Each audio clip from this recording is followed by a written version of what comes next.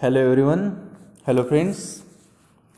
Friends, last period we have discussed and started to discuss on 1.2 an encounter of a special kind. Friends, last period we have discussed on the warming up session and chit chat. We have described the picture you are going to see on the screen, and also we have answered the particular questions. After that, we have matched the appropriate headings with the given images, and then we have started to discuss on the story and encounter of a special kind. Friends, I will read the last part which was we have discussed, and then we will continue the remaining part of this lesson. So pay attention and open page number 8, or all of you pay attention on the screen. Okay friends, I will read it, pay attention, and then we will discuss the remaining part of this lesson. An encounter of a special kind. My father was a medical professional working for a private company in Raniganj in West Bengal. The officers of the company were housed in individual bungalows inside a large campus. Our house was in a corner of the campus. The officers' club was adjacent to the boundary wall of our garden. The compound was luxurious, with green grass, colorful flowers, and a host of tall and majestic trees. The seasonal vegetables in the kitchen gardens of the households and the magnificent trees constantly attracted squirrels and many species of birds.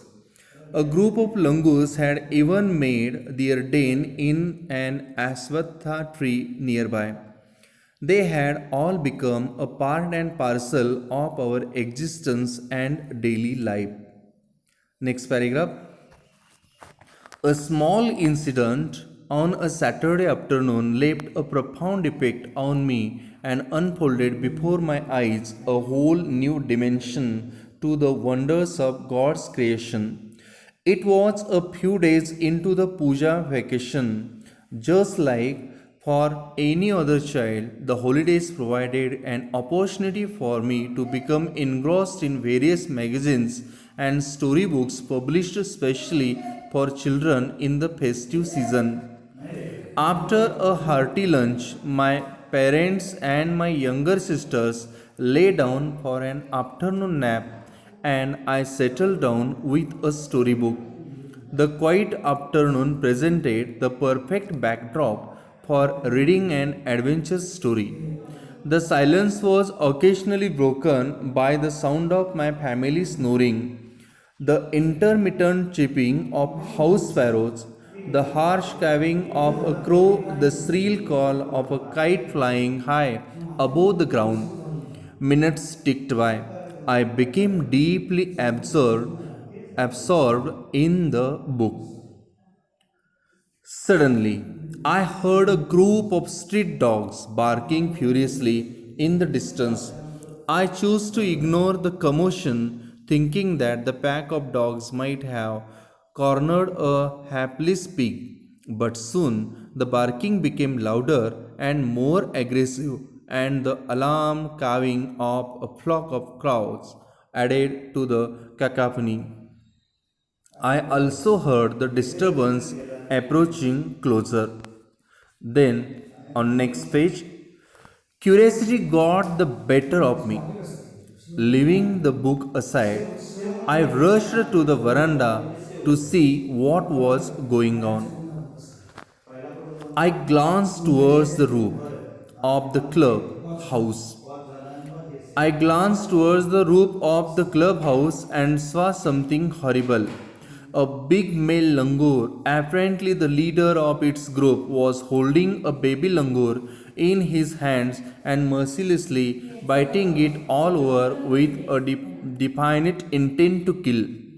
The helpless mother of the baby and other lesser members of the langur group were scattered on the roofs of the buildings nearby, watching the baby being killed.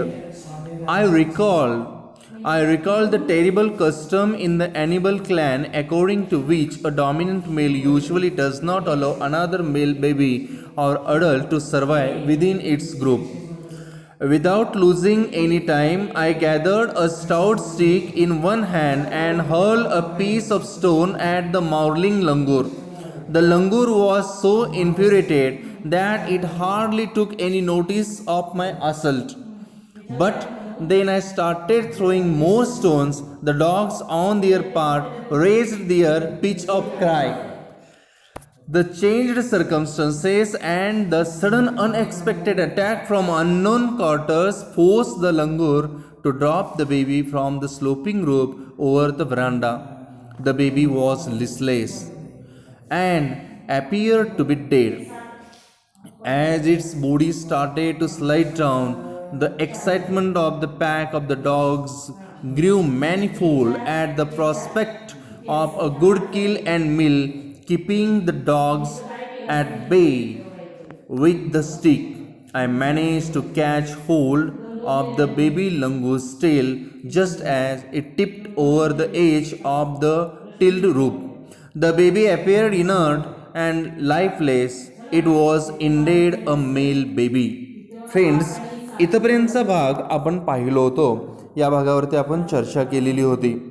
इथपर्यंत आपण काय पाहिलं बघा की सुरुवातीच्या introductory पॅरेग्राफमध्ये लेखकानं आपल्याला सांगितलेलं एक बॅकग्राऊंड सांगितलं की कुठं राहत होता, काय होता, की त्याचे वडील एक मेडिकल प्रोफेशनल काम करत होते आणि पश्चिम बंगालमधील राणीगंज या ठिकाणी ते राहत होते आणि अतिशय परिसर रम्य होता वगैरे, तिथली हिरवळ सगळी याबद्दलही त्यांनी आपल्याला सांगितलं. आणि पूजा वॅकेशनसाठी तो त्या ठिकाणी गेला होता आणि एक परमेश्वराने निर्माण केलेले वेगवेगळे आयाम जे आहेत त्या आयामबाबत त्याला या ठिकाणी लक्षात आलं. वेगवेगळ्या गोष्टींचा उलगडा त्याला झाला आणि ती जी शनिवारच्या दुपारी झालेली घटना आहे या घटनेबद्दलचं वर्णन लेखकानं या पाठामध्ये आपल्यासोबत केलेलं आहे. मित्रांनो, तो सांगतो की पूजा वॅकेशनची दुपार होती, घरचे सगळेजण भरपूर खाल्ले होते आणि दुपारची वामकुक्षी घेत होते आणि दुपारची जी शांतता होती ती शांतता भग्न पावत होती. ती फक्त एकतर यांच्या घरातल्या घोरण्यांमुळं किंवा बाहेरचे पक्षी वगैरे जे आहेत त्यांच्या ओरडण्यानं. आणि हा वाचनामध्ये गुंग झाला आणि हळूहळू काय झालं की त्याला एक कुत्र्यांचा भुंकण्याचा आवाज येऊ लागला आणि दूरपर्यंत आवाज आहे. त्याला वाटलं की कोपऱ्यावरच्या एखाद्या बिचाऱ्या डुकराच्या मागं कुत्रे लागले असतील म्हणून त्यानं त्याकडे दुर्लक्ष केलं आणि हा वाचण्यामध्ये गुंग झाला. पण नंतर असं झालं की तो आवाज अगदी त्याच्या जवळ येऊ लागला. क्लोजर आवाज आल्यानंतर यालाही उत्सुकता वाटली. दुपारच्या वेळेला इतक्या शांत वातावरणामध्ये इतका आवाज काय येतोय म्हणून तो पुस्तक बाजूला ठेवला आणि बाहेर पाहण्यासाठी गेला. आणि बाहेर त्यानं जे काही पाहिलं ते भयानकच होतं. त्यानं असं पाहिलं की घराच्या छपरावरती एक मेल लंगूर बसलेला आहे आणि एक त्याच्या हातामध्ये एक पिल्लू आहे, एक माकडाचं पिल्लू आहे. त्याचा तो अतिशय निर्दयपणे चावा घेतोय, बायटिंग करायला लागलेला आहे, त्याला मारायला लागलेलं आहे की जेणेकरून त्याचा असा हेतू आहे की त्या माकडाच्या पिलाला त्याला ठार मारायचं आहे. मग हे पाहिल्यानंतर यानं काय केलं की एक लांब काठी घेतली आणि काठीनं भिरकवण्याचा प्रयत्न केला. त्याचबरोबर दगडांचा हल्ला त्याच्यावरती केला. पण माकडच इतकं व्यस्त होतं की या लेखकाच्या हल्ल्याचा काहीही परिणाम त्याच्यावरती झाला नाही. आणि त्यानंतर मात्र यानं भराभर दगड फेकायला सुरू केलं. कुत्र्यांचा आवाज मोठा सुरू झाला, भुंकण्याचा आवाज सुरू झाला आणि अचानकपणे हे जे काय आपल्या बाबतीत घडायले हे पाहिल्यानंतर त्या माकडाला, त्या पिलाला सोडून देऊन जाण्या वाचून दुसरा मार्गच राहिला नाही. आणि नंतर मग त्या पिलाला टाकून दिल्यानंतर काय झालं बघा की ही थोडक्यात अचानक बदललेली परिस्थिती आणि अनाहूत ठिकाणाहून झालेला एक अनपेक्षित हल्ला यामुळे या वातावरणात त्या वानराला वरांड्याच्या उतरत्या छपराखाली पिलाला टाकून पळून जाण्या वाचून या माकडाकडं पर्यायच उरला नाही. आणि ते पिलू अगदी मरणावस्थेमध्ये आल्यासारखं अर्धमेला अवस्थेमध्ये झालं होतं. त्याचं शरीर उतरत्या छपरावरून खाली घसरायला लागलं आणि ते पाहून आपल्याला आयती शिकार मिळण्याच्या आशेनं कुत्र्यांचा घोळका आणखीन चेकाळला. हातातल्या काठीनं त्यानं काय केलं लेखकानं, तो म्हणतो की कुत्र्याला दूर ठेवत मी छपरावरून पडण्याच्या बेतात असलेल्या त्या माकडाच्या वानराच्या पिलाची शेपूट पकडली आणि हे पिलू निष्प्राण झाल्यासारखं वाटत होतं. आणि हेही खरं आहे की ते खरोखरच नर पिलू होतं. आणि ही गोष्ट त्याच्या लक्षात आली होती की वानरांच्या वंशामध्ये असं होतं की कळपामध्ये नर वानर हे दुसऱ्या कुठल्या नर पिलाला जिवंत ठेवत नाही, त्याच्यावरती हल्ला करत असतं, स्वतःचं वर्चस्व टिकून राहावं यासाठी ते त्या कळपामध्ये करत असतात, हेही आपण पाहिलेलं आहे. Next friends, today remaining part जो आहे त्याची आपण आता चर्चा करूया. On page number 10, second paragraph. By this time, my parents and sisters had come out on the veranda and were witnessing my rescue operation. Some of our neighbors had also gathered in the distance. आतापर्यंत काय झालं बघा की आतापर्यंत माझे आई वडील आणि माझी बहीण व्हरांड्यामध्ये हा सगळा कल्लोळ गोंधळ ऐकून ते माझ्या बचाव कार्यामध्ये ते पाहत उभे राहिले होते आणि आमचं काही शेजारीही दूर अंतरावर काही लोकही त्या ठिकाणी गोळा झाले होते. Some of our neighbours had also gathered in a distance. काही अंतरावरती शेजारीही गोळा झालेले होते. I took the baby langur to our backyard and gently laid him on the floor inside the poultry coop. Coop means cage for poultry. आपण त्या मराठीमध्ये त्याला आपण खुराडे असं म्हणू शकतो. I took the baby langur to our backyard and gently laid him on the floor inside the poultry coop. His body was full of deep bite marks and scratches. Blood was oozing from some of the wounds. Oozing means या ठिकाणी आपल्याला अर्थ दिला आहे. Oozing means पहा, releasing overflowing means ओसंडून वाहणे या अर्थाने घ्यायचं आहे. His body was full of deep bite marks and scratches. Blood was oozing from some of the wounds. The baby remain motionless. My father provided first aid to clean the wounds and stop the bleeding. I was revealed to find out that the baby was breathing even though his breaths were shallow. त्यानंतर काय झालं बघा की वानराच्या पिलाला मी आमच्या परसबागेमध्ये घेऊन गेलो आणि त्याला कोंबड्याच्या खुराड्यामध्ये अलगदपणे झोपवलं, कारण ते बेशुद्ध अवस्थेमध्ये होतं, अर्धमेल्या अवस्थेत होतं आणि त्याचं शरीर जे होतं त्या शरीरावरती खूप जखमा झाल्या होत्या, व्रण आले होते आणि त्या जखमांच्या मधून रक्तही यायला सुरू झालं होतं. ते माकडाचं जे पिलो आहे ते अगदी निपचिप जाऊन पडलं होतं. माझ्या वडिलांनी प्रथमोपचार करून त्याच्या जखमा स्वच्छ केल्या आणि त्यामुळं त्यातून रक्त यायचं थोडं थांबलं. पण पिलाचा श्वासोच्छ्वास मंदावलेला असला तरी तो चालू आहे हे पाहून तो लेखक म्हणतो की मला थोडं बरं वाटलं की इट्स ओके की किमान ते पिलो अजून जिवंत तरी आहे. I was revealed to find out that the baby was breathing even though his breaths were shallow. मंदावलेली गती जरी असली श्वासोच्छ्वासाची तरी ते माकडाचं पिलो अजून जिवंत आहे याचं समाधान वाटलं. Splashes of cold water made the baby स्टर. स्टर मीन्स आपणाला इकडे अर्थ दिलेला आहे. स्टर मीन्स मूव हालचाल या अर्थानं. Splashes of cold water made the baby stir and after a few shaky attempts he sat up. He was in great of shock and started trembling like a leaf in the wind. His two little wrinkling eyes welled up with tears and he started to sob with muffled cry, just like a human child would after expressing. Muffled and welled up. Welled up या ठिकाणी आपल्याला एक phrase दिलेली आहे. Weld अपचा अर्थ बघा काय दिलेला आहे या ठिकाणी. मफल या अगोदर आपण मफल पाहूया. मफलचा अर्थ दिलेला आहे क्वाइटन्ड सप्रेस्ड साऊंड मीन्स क्षिणलेल्या या अर्थानं, दबलेल्या किंवा क्षिणलेल्या या अर्थानं आपण घ्यायचं आहे. ओके, नेक्स्ट पुढं काय सांगितलं बघा आपणाला passage. Splashes of cold water made the baby stir and after a few shaky attempts he sat up.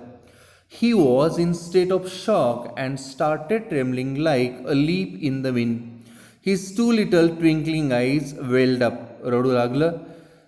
अश्रू येऊ लागले, welled up with tears, and he started to sob with a muffled cry, just like a human child would after expressing trauma.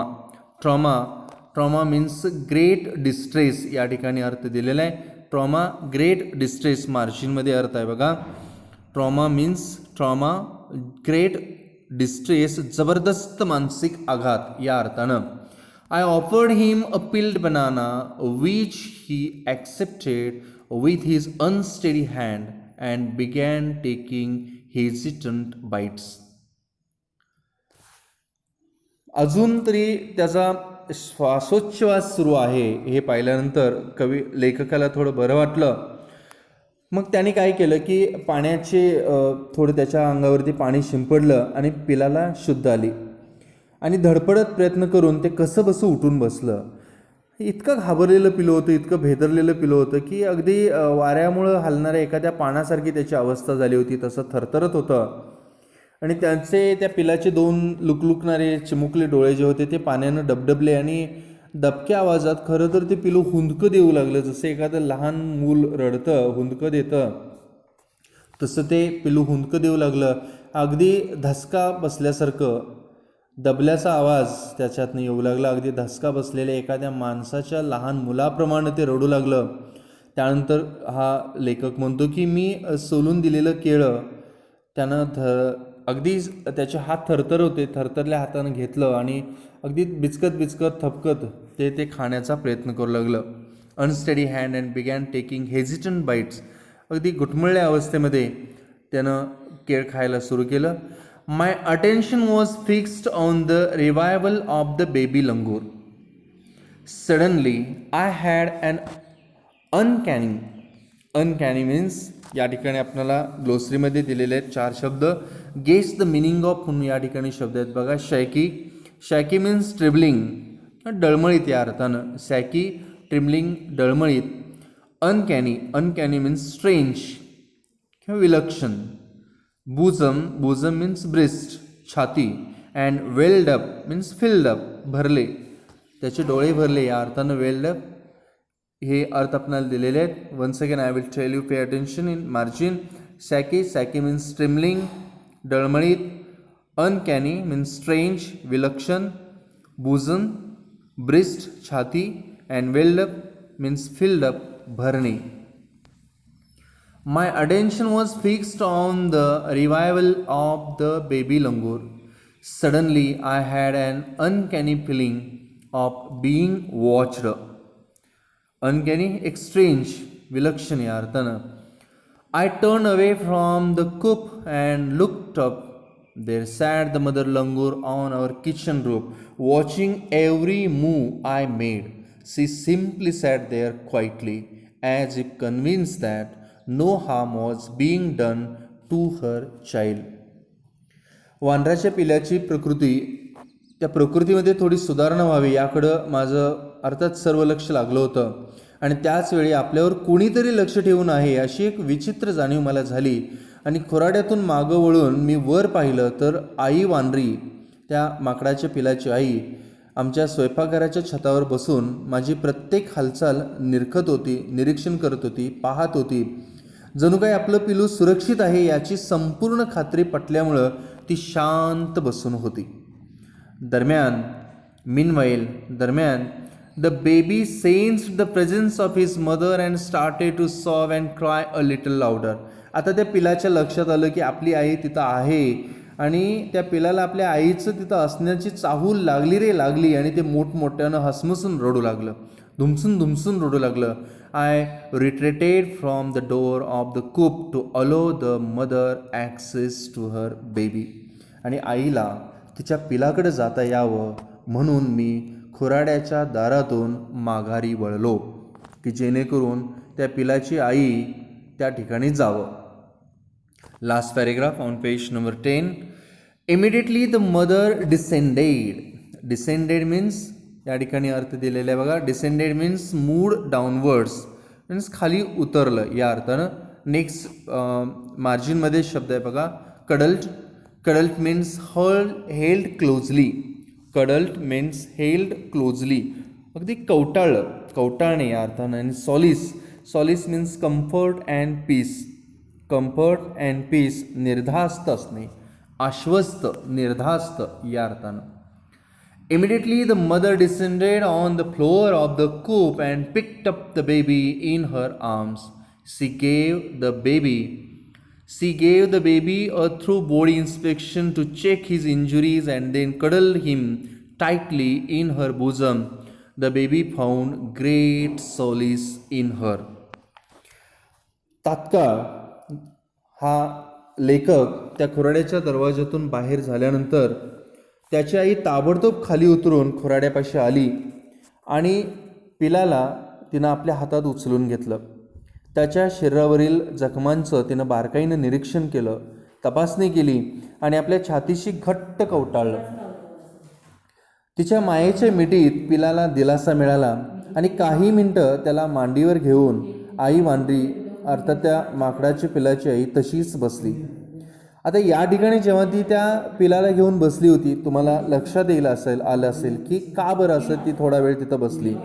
बहुधा पुन्हा हल्ला झाला तर पिलाला वाचवण्यासाठी काय करता येईल याचा ती विचार करत असावी.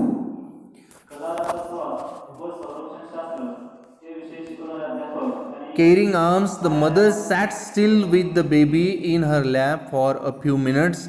It was almost as if she was pondering over her option and trying to figure out how she could keep the baby safe from further assault.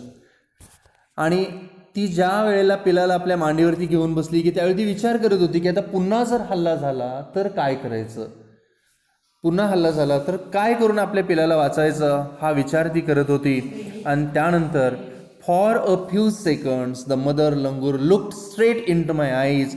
Even today, I cannot forget that look in her eyes, showering silent gratitude on me for saving her child.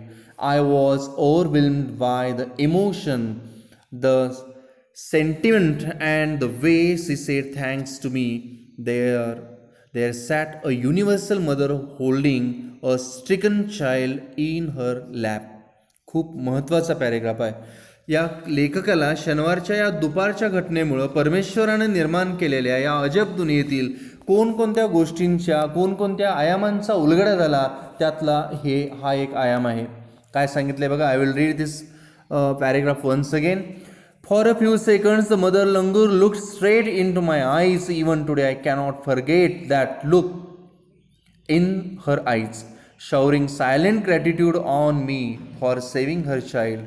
I was overwhelmed by the emotion, the sentiment, and the way she said thanks to me. There sat a universal mother holding a stricken child in her lap. आपणाला या ठिकाणी 2-3 नवीन शब्द आहेत, मार्जिनमध्ये पहा. Ponder means think over deeply. Think over deeply means सखोल विचार करणे. पॉन्डर सखोल विचार करणे. Stricken to be hit hard. Suffer त्रस्त पीडित या अर्थानं. And universal existing everywhere or involving everywhere. Existing everywhere or involving everywhere means वैश्विक. युनिव्हर्सल मीन्स वैश्विक. या पॅरेग्राफमध्ये काय सांगितले बघा की for a few seconds the mother langur looked straight into my eyes. आणि काही क्षणासाठी त्या आई वानरीने, त्या माकडाच्या आईने, लेखक म्हणतो की माझ्या डोळ्यात डोळे घालून पाहिलं. आपल्या पिलाचं रक्षण केल्याबद्दल मूकपणे कृतज्ञता व्यक्त करणारे तिचे डोळे मी आजही विसरू शकत नाही. तिच्या डोळ्यातले ते भाव आणि माझे आभार मानण्याची तिची पद्धत पाहून मला भरून आलं. माझ्यासमोर आपल्या दुःखी कष्टी बाळाला कवेत घेऊन, आपल्या मिठीत घेऊन दिलासा देणारी साऱ्या विश्वाची माता तिथे बसली होती असं मला वाटू लागलं. Then in a flash she jumped with her baby clinging to her belly and reached our kitchen roof. She surveyed the area for the vicious male langur and then leapt away in the direction opposite to the place of the violent encounter. Vicious means evil, wicked, दुष्ट. या अर्थानं. आणि थोड्याच वेळात in a flash क्षणार्धात. त्यानंतर अगदी काही क्षणातच आपल्या पिलाला पोटाशी धरून तिनं आमच्या स्वयंपाकघराच्या छतावर उडी मारली आणि त्या निर्दयी नर वानराचा अंदाज घेतला, कानोसा घेतला, आजूबाजूला तो आहे का हे पाहिलं, निरखून घेतलं आणि ज्या बाजूनं तो भीषण हल्ला झाला होता त्याच्या विरुद्ध दिशेला त्या माकडाच्या पिलानं झेप घेतली. हे इतकं सोपं नसतं. कळपातून बाहेर पडणं हे अजिबात सोपं नसतं.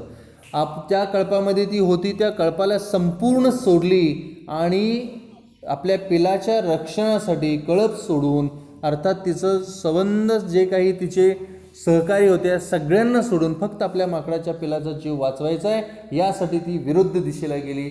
स्वतःचं आणि आपल्या पिलाचं अस्तित्व टिकवण्यासाठी या मातेनं केलेला हा खूप मोठा संघर्ष आहे मित्रांनो. पुढचा पॅरेग्राफ बघा. The brief meeting with the mother and the baby langur convinced me that interspecies communication and mutual trust is indeed a reality, and should anyone strike the right chord, the relationship hums into action. या ठिकाणी नवीन शब्द आहे बघा. hums into action means becomes active means सक्रिय होणे या अर्थानं.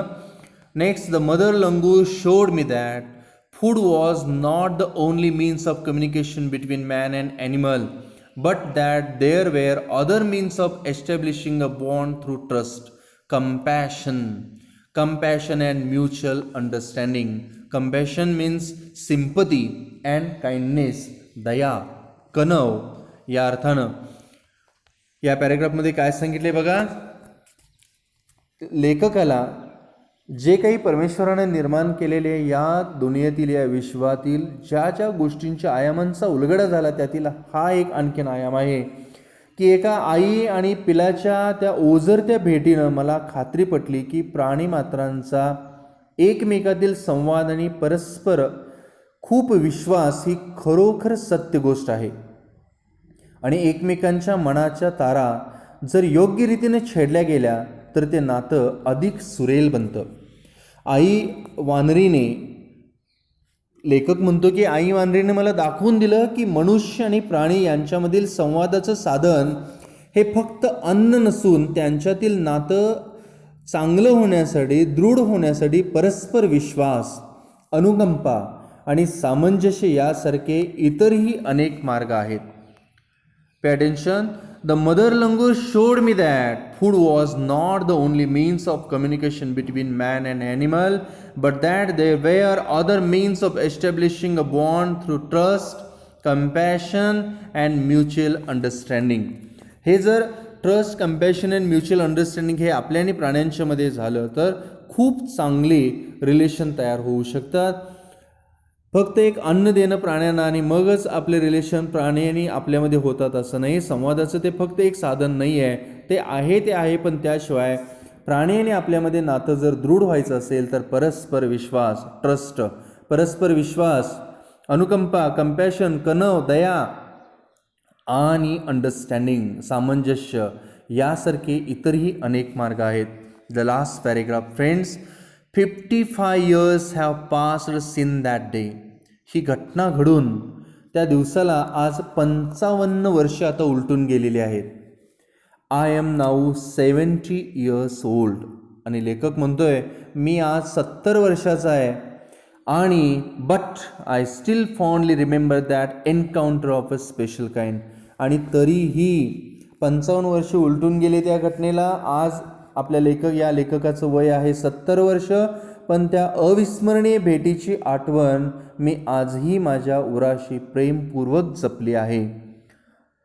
तपन मुखर्जी यांनी लिहिलेले एक छानसा स्वतःचा अनुभव या ठिकाणी आपल्याला दिसून आलेला आहे. युनिव्हर्सल ट्रूथ गोष्टी ज्या आहेत त्या या ठिकाणी मांडण्याचा त्यांनी प्रयत्न केलेला आहे. In this way friends, we have completed this lesson. And all of you must read it again and again and try to solve the margin questions. Okay friends, thank you very much for watching this video. Thank you.